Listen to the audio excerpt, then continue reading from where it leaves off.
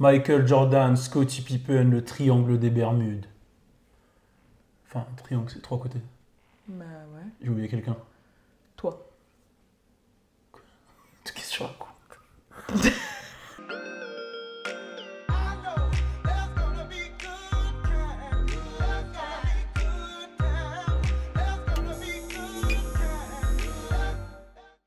Yo yo yo, c'est Balou et je suis accompagné de madame. Alicia Hay. Et t'es branché sur. Good time. Et c'est comme ça du lundi au vendredi à 7h. Good Times Show. Venez passer un bon moment avec nous.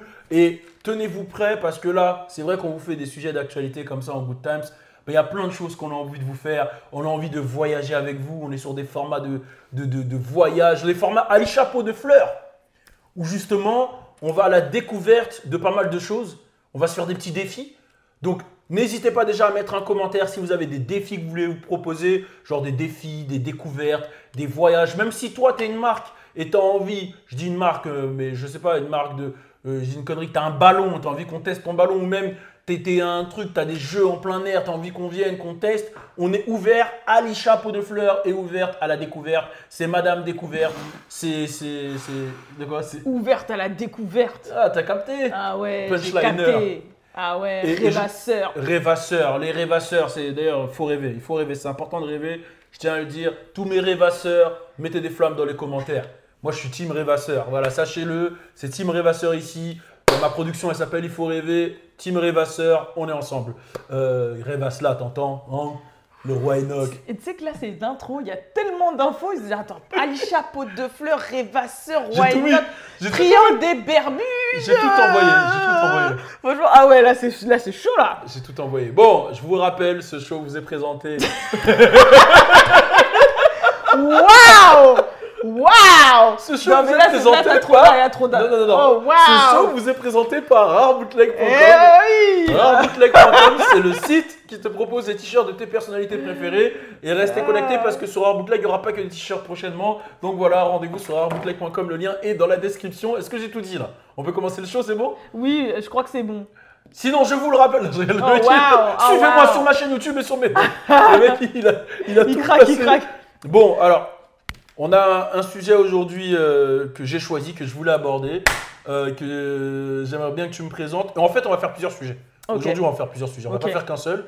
Là, c'est la petite mise en bouche pour arriver sur le gros sujet. Ok. Alors, je te laisse présenter le sujet et puis on rentre directement dedans, quoi. Du coup, présentation du petit sujet. Et là, il y a un petit méli-mélo de famille qui s'est passé. En gros, imaginez que l'ex-femme de votre gars sort avec votre fils. Donc, en fait, ça concerne Michael Jordan, qui, bien évidemment, tout le monde le sait, jouait aux Chicago Bulls. Et un de ses coéquipiers phares, c'était Scottie Pippen, ok? Il était marié à une femme qui s'appelle Larsa Pippen. Oui, elle s'appelle Larsa, voilà, c'est la blague. Et en gros, du coup, avec qui il est resté plusieurs années, il a eu des enfants, etc. Et par la même occasion, c'était une des anciennes meilleures potes de Kim Kardashian. Et ce qui s'est passé, c'est qu'en fait, ils se sont divorcés, ils se sont séparés. Et là, vous savez avec qui elle sort et avec qui elle est en couple? Avec le fils de Michael Jordan. Donc, ça veut dire que Michael Jordan, la femme de son gars, sort avec son fils. Et c'était vraiment son gaga, c'est-à-dire ils se sont côtoyés quand il y avait les événements de basket, les restaurants et tout, vous savez, les sorties en couple, etc. Et maintenant, ils ont gagné des bagues ensemble. Voilà. Et en fait, maintenant, cette dame-là sort avec son fils et il approuve pas du tout la relation. Donc voilà. Donc comme d'habitude, Balou avec ta philosophie Think Like Balou.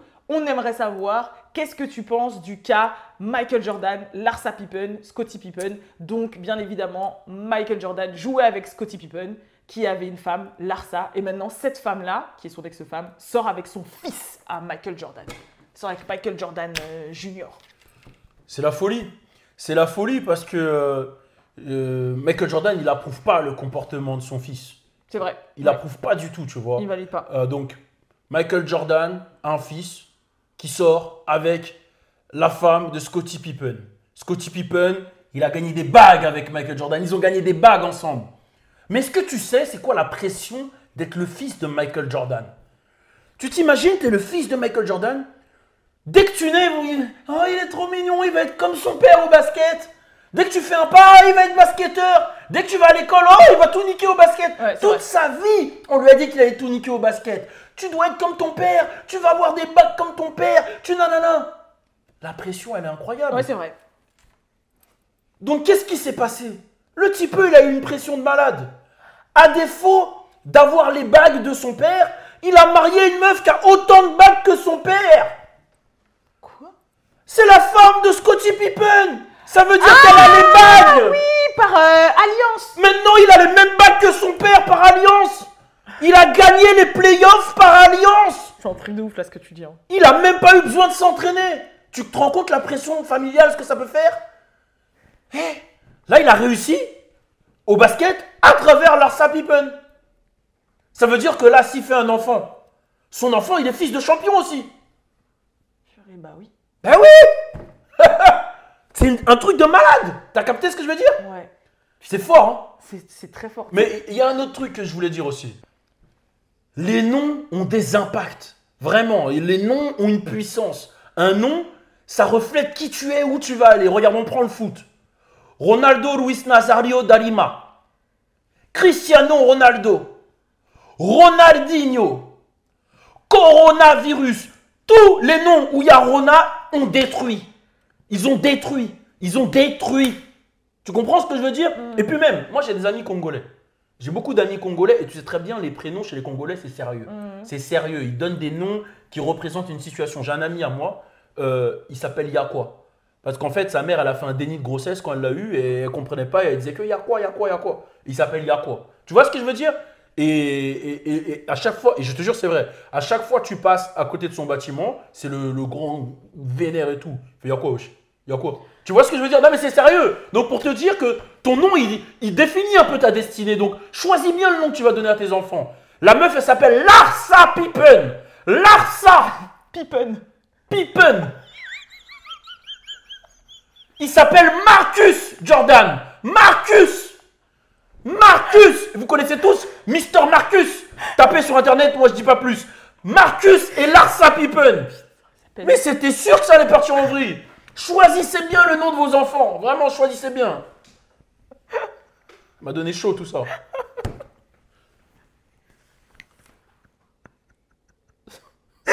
Ça va? J'avoue, Larsa Pippen. C'est ouf, hein? C'est un truc de malade. Elle sort avec Marcus Jordan. Mais là, il n'y a rien qui va, là. C'est un bordel. Tu vois ce que je veux dire ou pas? Donc, voilà. Mais bon, changement de sujet. Là, on parle de relations enfant-père. Je suis tombé sur une interview très intéressante. J'ai super chaud, d'ailleurs. Je suis tombé sur une interview très intéressante de DJ Khaled. Ouais. Avec Kevin Hart qui fait des podcasts, là, l'interview. Et à un moment, DJ Khaled, pour ceux qui ne savent pas, DJ Khaled est d'origine palestinienne, il s'est installé aux États-Unis, il a évolué à New York, Miami, enfin surtout Miami. Ouais. Il a été DJ chez Terror Squad, Fat Joe, tout ça, il a galéré, il a eu plein de galères. Et il explique qu'il a toujours eu le soutien de ses parents. Ouais. Que ses parents, malgré ce que les gens disaient autour, tu vois, en plus je pense qu'une famille palestinienne qui s'installe aux États-Unis, c'est pas un truc qui est le plus commun. Il devait sûrement avoir des proches. Tu sais, quand tu t'installes à un endroit, tu vas tout de suite vers les proches qui sont de la même communauté que toi ou une communauté proche. C'est un truc qui est instinctif, hein, c'est pas négatif. Je pense qu'il devait avoir des proches de la même peut-être confession ou peut-être de la même origine. Donc il devait sûrement lui dire ton fils il fait de la musique, c'est chelou, tu vois ce que je veux dire? Plus, tu vois, DJ, et c'est ce qu'il expliquait. Des gens lui disaient ça, et lui il était en mode, sa famille elle était en mode non, nous on va faire tout on va le suivre dans ce qu'il veut entreprendre et où il veut aller. Et au final, tu vois que ça a fonctionné dans son éducation parce que malgré le fait qu'il fasse un truc qui ne soit pas forcément bien vu, il a toujours des messages positifs. Il a eu le soutien de sa famille. Sa famille, comme il dit, sa mère, elle lui laissait dans son garage faire de la musique, mettre le son fort parce qu'elle croyait en lui. Elle lui disait, moi je te laisse, je te crois en toi, tant que tu fais les choses bien, je t'accompagne. Et tu regardes bien, il a toujours eu des messages positifs. Ouais. God did. Major key alert. We the best. We the best. Ça a toujours été des messages positifs. Et ça vient forcément de l'éducation. Ça vient de son nom, Khaled. C'est un nom positif aussi, tu vois. Donc, bon, là, c'était pour faire le petit jeu de mots avec le nom juste avant, Larsa Pippen. Mais surtout de ce que les parents, ils apportent dans ta vie. est-ce que toi, c'est quelque chose, comment tu vois la chose et toi, en tant que parent, comment tu te comporterais avec ton enfant? Bah, moi, personnellement, je pense que si j'ai un enfant, bah, je vais le soutenir dans ce qu'il aura envie de faire. Bon, déjà, il faudra qu'il montre forcément que c'est vraiment qu'est-ce qu'il a envie de faire et pas forcément un truc de passage. Parce que tu connais, quand t'es petit, un jour tu veux faire médecin, le lendemain tu veux faire aviateur. Oui, je sais, il manque une vis. Mais qu'est-ce qui se passe? Pourquoi les travers là? Elle veut T'as faire. Wesh, tu te prends pour végéta ou quoi? Tu vois là, le truc où tu peux calculer les trucs verts là. Tu peux calculer la force des gens. C'est qui Raditz, il a pas ça? Ouais, ils ont ça, les Du coup, comme je disais, putain, ça petites fait freezers. ça, là. Vas-y, ouais. Mais ouais, parce que quand c'est vraiment un truc où je vois que c'est sa passion, qu'il est passionné, etc. Ça veut pas dire qu'à côté, il faudra qu'il délaisse les études jusqu'à un certain âge. Mais quand même, si je comprends que c'est important pour lui, bah vraiment y aller à fond, le soutenir, le pousser un maximum. Ça veut pas dire forcément qu'il va devenir quelqu'un, parce que c'est quand même des fois des exceptions et tout. Mais quand même, tu vois, que je l'accompagne dans sa chance. Moi, personnellement, je pense que c'est ce que je ferais. Je trouve que c'est intéressant comme sujet parce que c'est vrai que, on va dire que la génération de nos parents ou ceux qui étaient un peu plus âgés, ils n'avaient pas forcément cette manière de penser parce que le game était beaucoup plus fermé et du coup, ils s'inquiétaient un peu plus pour l'avenir de leurs enfants. C'est-à-dire que là, aujourd'hui, nous, on a la chance d'avoir Internet, d'avoir plein de choses qui font qu'on peut développer plein d'actifs et on le sait.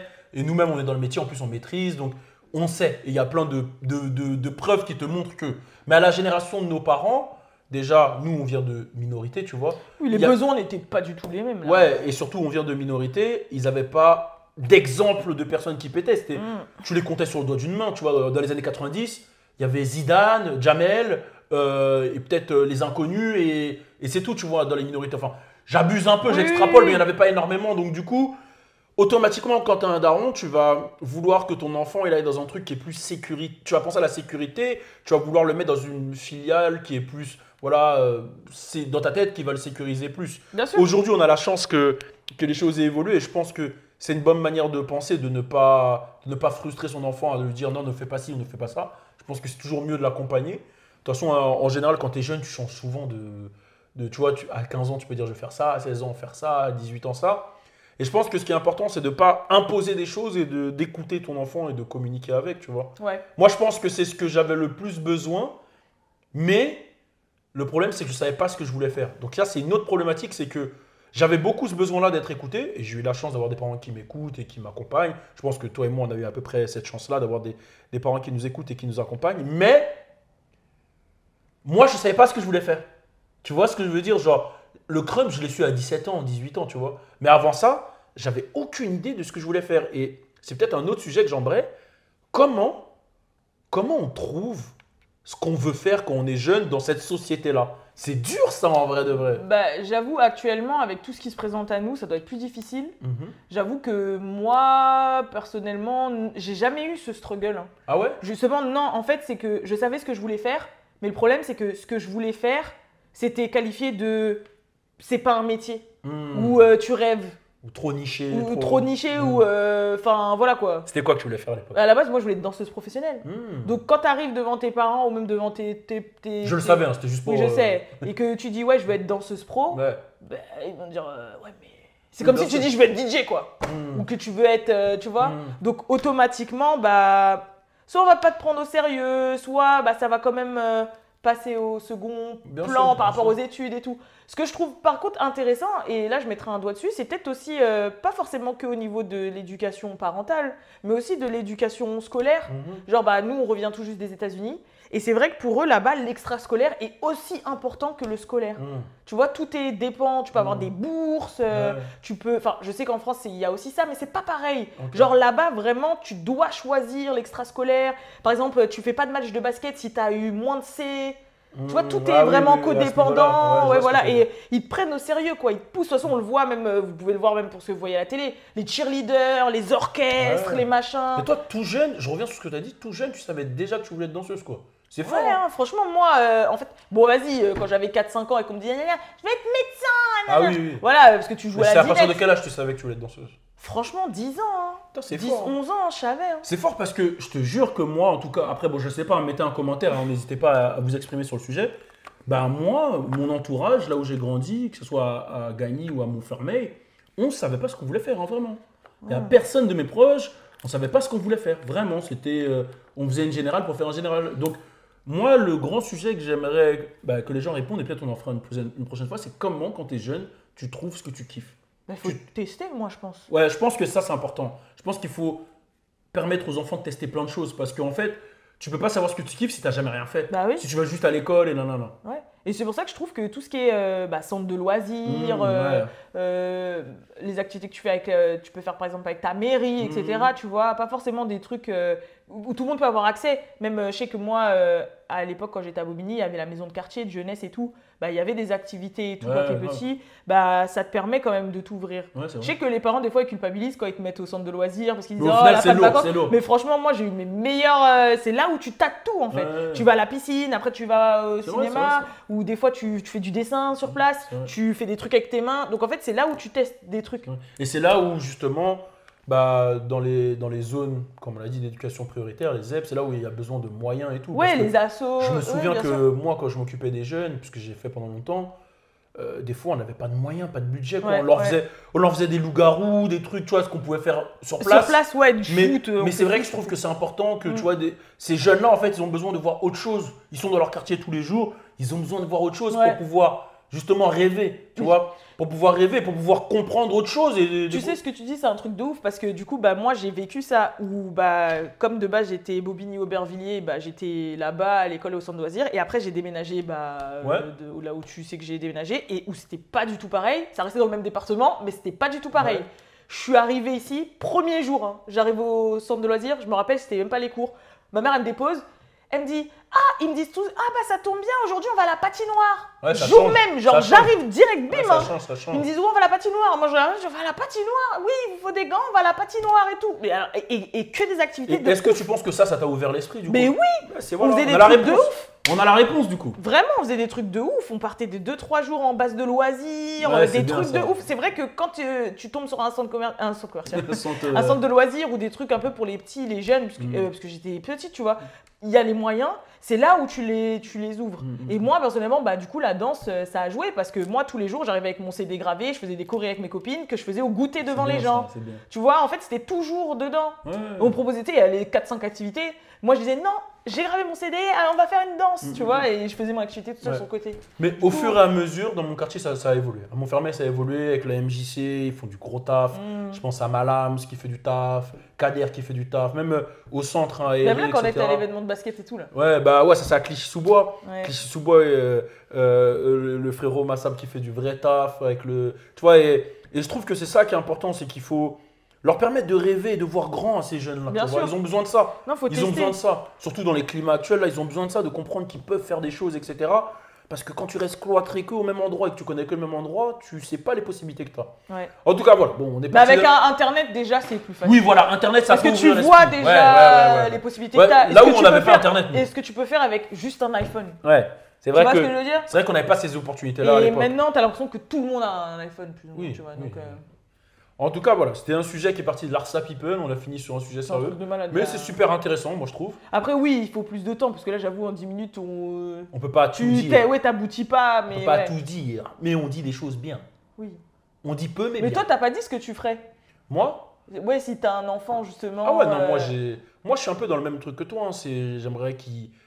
Beaucoup communiquer avec lui, le faire découvrir des choses, le faire, vu que j'ai la possibilité de le faire voyager, tu vois, le faire, surtout important qu'il connaisse la valeur des choses, tu vois, l'impliquer dans certaines choses, échanger beaucoup, comprendre ce qu'il kiffe, tu vois, le faire découvrir des choses. Et après, je suis pas fermé s'il veut pas faire un truc que, par exemple, il y a des trucs que moi, forcément, je connais pas ou que c'est pas les trucs que je kiffe le plus. Si c'est ce qu'il veut faire, c'est un truc qui est totalement opposé à moi, je vais être ouvert et je vais m'y intéresser, tu vois. Et je vais le pousser dans ce qu'il veut faire, tu vois. Je vais pas me dire, ah non, c'est un truc que tu bats, tu vois. Donc voilà. Bon, c'est ma vision des choses. Maintenant. Et si ton fils. Il faut que le petit. Il arrive là. Il n'y a pas de petit là pour le moment. Au cas où, c'est quand même m'a fait peur, j'ai cru qu'il allait penser mon bourrelet. Mais justement, et si ton Le petit ou la petite? Et si ton fils. Ou ta fille? Non, si ton fils, il sort avec l'ex-femme. L'ex-femme d'un pote à moi? Ouais. Allez, salam. Peace. Imagine d'abord ton fils, il sort avec. Ça voudrait dire que ça voudrait dire, s'il sort avec l'ex-femme d'un ami à moi, ça voudrait dire déjà, est-ce qu'on est dans la même situation que Scotty? Est-ce que c'est un mec qui a gagné des choses comme moi, etc. Est-ce il se sent dans l'ombre de Balou? Et du coup, il se sent dans l'ombre de Balou, il tacle la meuf de Logan alors. C'est ça? truc de ouf. Il tacle la meuf de Logan. Non, mais Logan, c'est ton frère, c'est pas ton pote. Ouais, c'est vrai. Bon, il tacle. Bon, t'as capté ce que je veux dire? Oui, oui. La situation, elle est compliquée. Mais tu penses vraiment que c'est ça?